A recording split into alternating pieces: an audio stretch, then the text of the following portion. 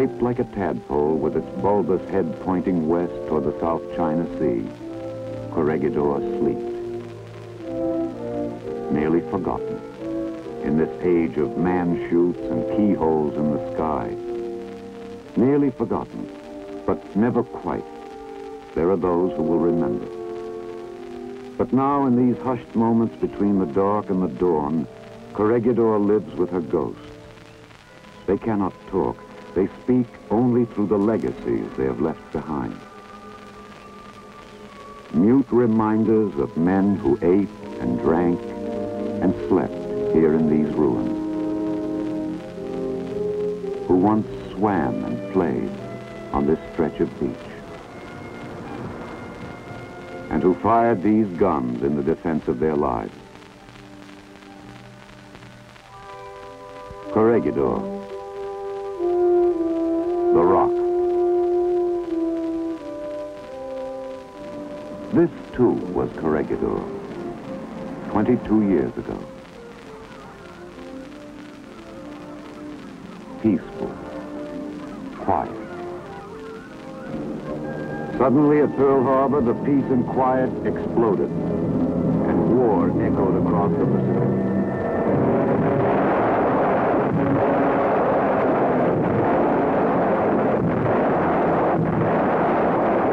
For the people on Corregidor, as well as the whole of the Philippine archipelago, noon had become high noon. Time and fate, in the form of a victory-swollen Japanese war machine, were inexorable.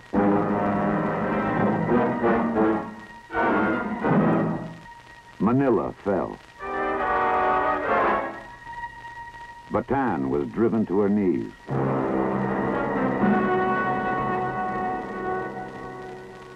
The Filipinos and the Americans on Corregidor dug deep into their fortress of rock and awaited the lash of the gathering storm.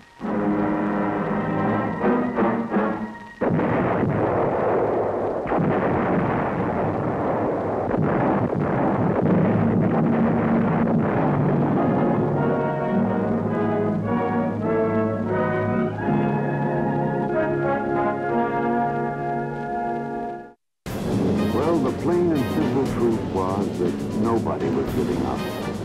In order to give up, a man has to be willing and he has to be beaten. The people of Corregidor weren't willing and they weren't ready to stay beaten.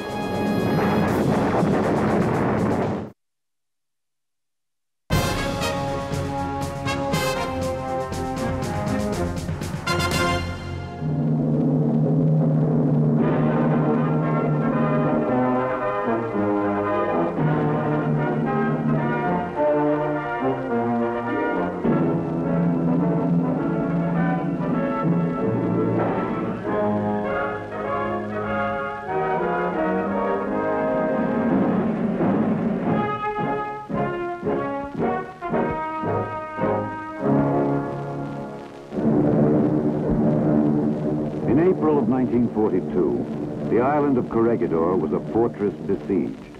The defenders fought back with the little they had, but it wasn't enough. After 6 straight days of a brutal battering from the skies, the people of Corregidor plunged deep into gloom and unabashed fear. The once quiet lagoons and the gently wooded slopes sent forth an impassioned cry.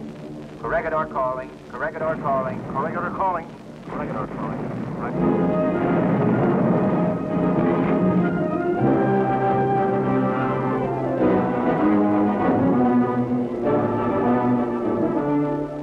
The fall of Fortress Corregidor seemed imminent. The suddenness of the attack was disconcerting. Rumor had it the Americans were abandoning the rock and MacArthur was leaving.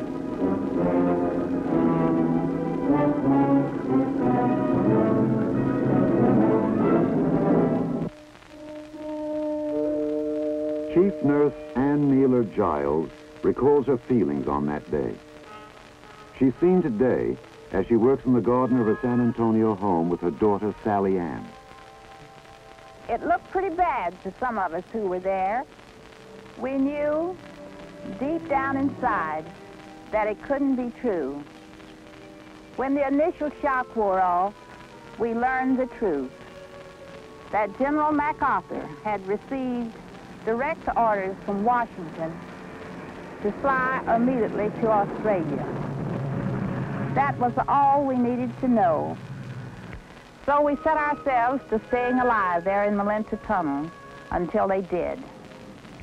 The enemy bombs missed very little on the island that day.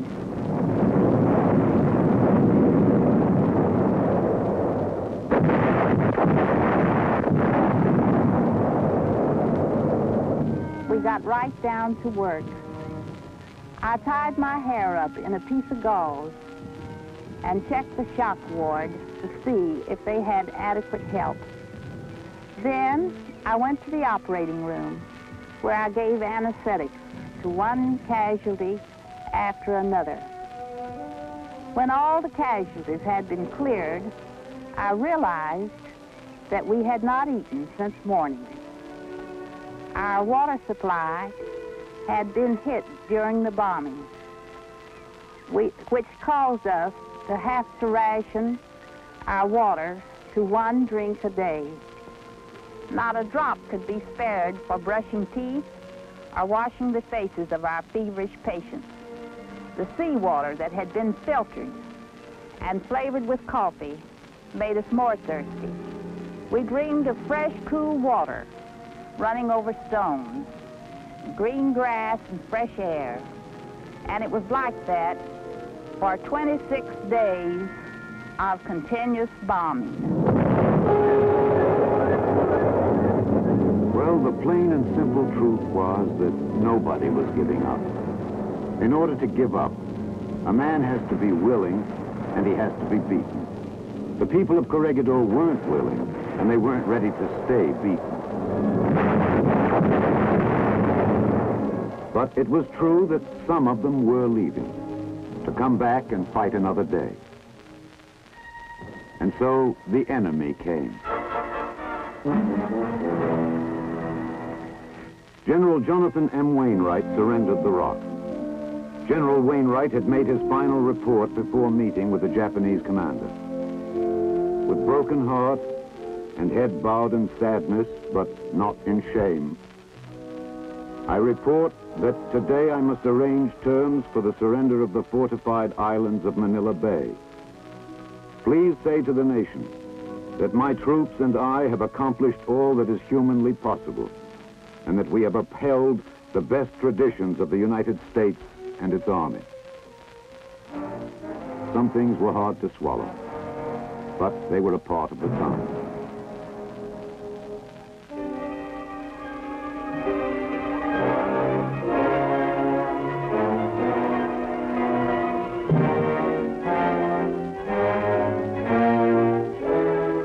Going to be a long wait, and they knew it. But in the endless time of waiting, one pulse-ringing hope was left to buoy and sustain them. A legacy in the form of a man's voice, that of General Douglas MacArthur. The President of the United States ordered me to break through the Japanese lines and proceed from Corregidor to Australia for the purpose, as I understand it, of organizing the American offensive against Japan, the primary object of which is the relief of the Philippines. I came through, and I shall return. A legacy and a prophecy as well. But so much to be done before those words were to become a fact. So much of what a famous Englishman was to call blood, toil, tears, and sweat. And so it began. The arduous road back. Headquarters of the Southwest Pacific was established in Melbourne. It was necessary now to build a force in the South Pacific that would combat the Japanese threat to Australia as well. Where the men of the Orient had come like a giant octopus with clutching tentacles outstretched to swallow its opposition whole, the Allied military plan was comparable to the movement of a great spinning wheel, with the spinners patiently laying out strands in a master web to ensnare the enemy. But it wasn't easy. Wars never are, not even for spinners of webs. A strand can break if a weave is tight. A timetable can go wrong when pressure is applied. and all hell can break loose with a wrong guess. There was no room in this war for second guessing. Decision. Command decision. There was one burning question. Should the road back begin with Formosa, a great strategic prize, or should it be Luzon, which could hasten the end of the war? Luzon. The fateful die was cast. It was back to the Philippines. Slowly, the spinning of the great web was set into motion.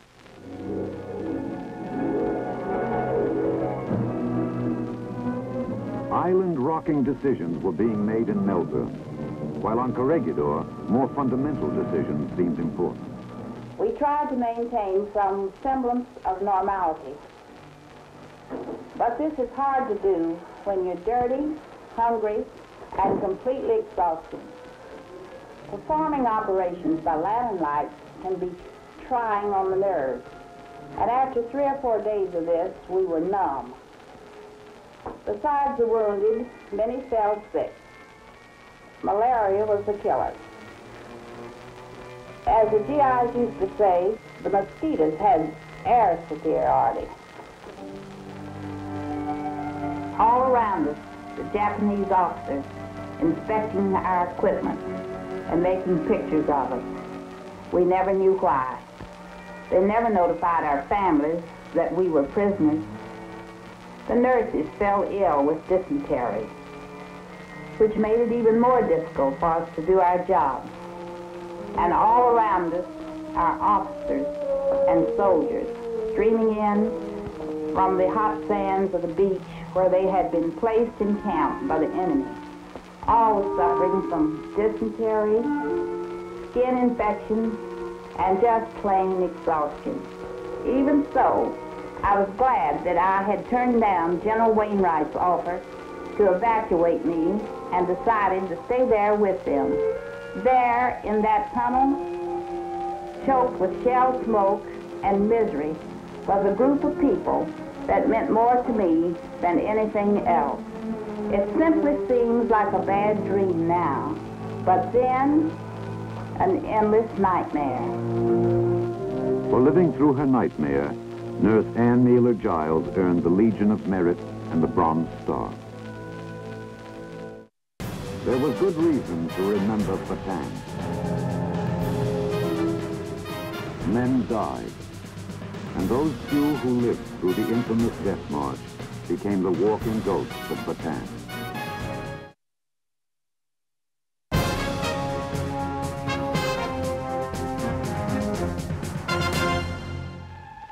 Luzon, the crux of an earlier command decision. Was it really going to save more lives and shorten the war? It was time now to find out. Pinpoints of death, opening the door to Manila Bay.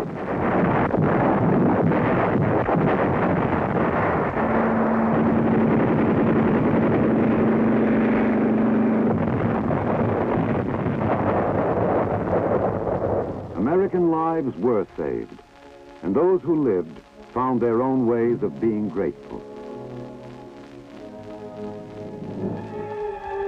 Manila, Pearl of the Orient, enmeshed now in a death grip, fresh forces squeezing it tight. Manila is a burial ground.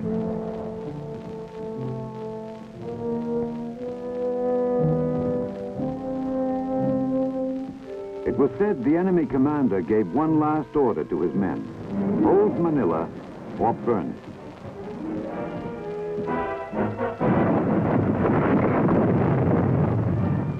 The Pearl fell into Allied hands. The web was tightened.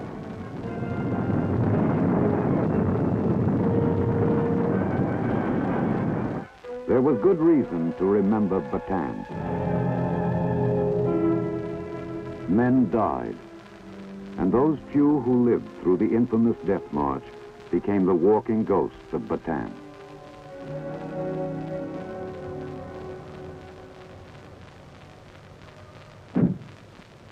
Ben Minota survived and drives his cab in Brooklyn, USA. I was one of them. I was with the 803rd Engineers. When we got captured, it was a heck of a mess. I mean, none of us knew what it was all about. but it sure didn't take us long to find out, that's for sure. We were in Marvellis when that march started. It was hot, and San Fernando was 90 kilometers away. We had to do away with our stuff and carry theirs, machine guns and ammo cases. No food and water. Our guys were dropping like flies. It took 5 days to get to San Fernando. When we got there, God knows how, they shoved us into boxcars and slammed the doors. 4 hours, stinking, dirty filth, and jammed in like sardines. But that march, I cannot forget it. Even the 3 years after, in the prison camps, bad as they were, it was that march that still gives me nightmares.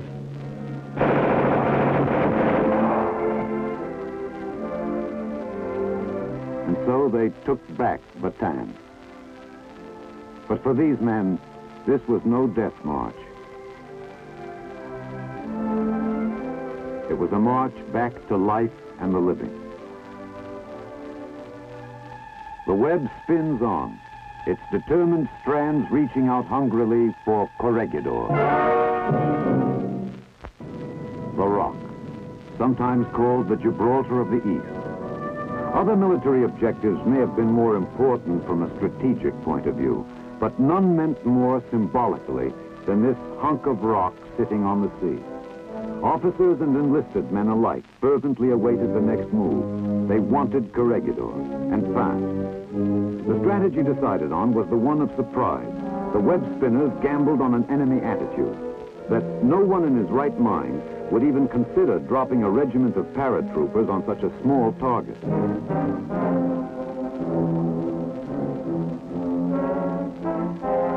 They would more likely anticipate an approach from the sea.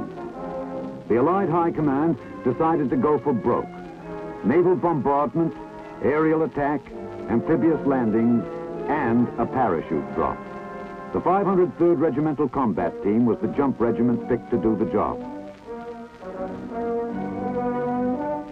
Brigadier General George M. Jones was a colonel when he commanded the 503rd in that memorable jump. I suppose historic is about as good a word as any to describe what happened that day.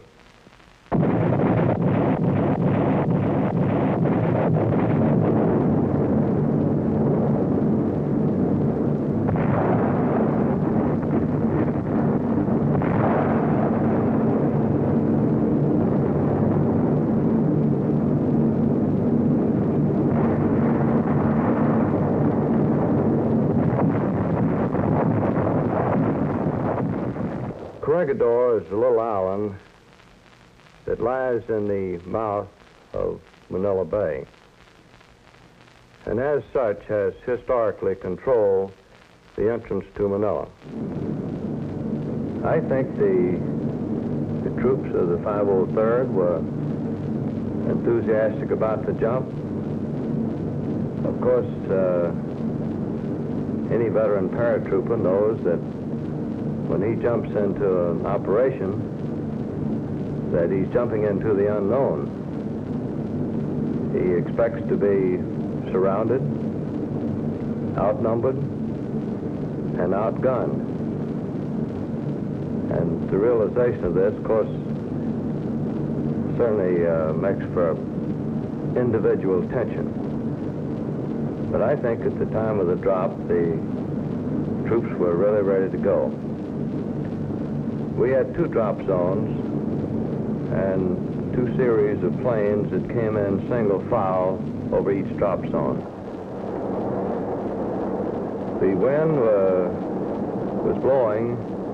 We actually didn't know prior to the jump what the weather was going to be, but we knew that the wind was a factor. And this really was the weather part of the operation that had made us alter our plan somewhat.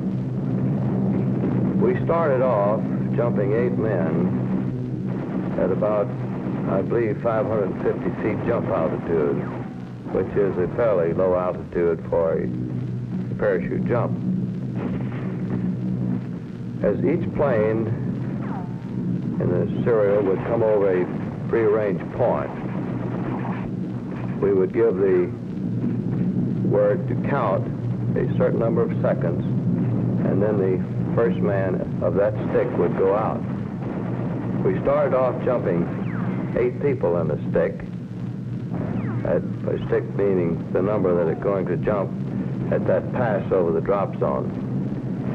But because of the wind, which turned out to be about 22 knots, we had to lower our altitude successively from 550 to 500 and then finally 400 feet. Each plane had, as I recall, about 21 or 22 paratroopers.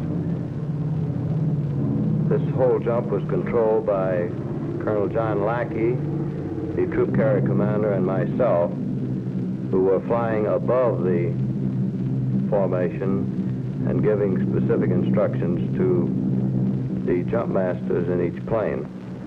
Of course, these drop zones were pretty small for normal parachute dropping. We normally thought in terms of a drop zone of about 1,000 yards long at least and several hundred yards wide. These drop zones were small, the largest one being about 200 yards long and about 100 yards wide.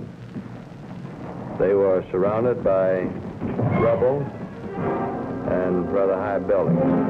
All of these things added to the hazard of the drop. Of course, we had a few casualties on the jump, not as many as I had anticipated, however. Prior to the jump, I estimated that we might have as many as 50% casualties. As a matter of fact, my estimates ran between 10 and 50% because of the nature of the drop zone, the wind, and the other factors. We got by with 12 or 13% casualties on the jump. Actually, the losses, however, did justify having the operation because we accomplished our mission. We secured the island of Corregidor, eliminated the control mines, which would have kept our ships from coming into the harbor, and opened up the harbor of Manila.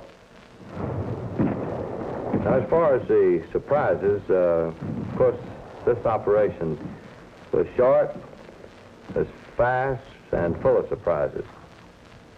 From almost the word go, we had surprises. There were kamikaze operations. The third day, they blew up Malena Tunnel, where they had a great number of explosives stored.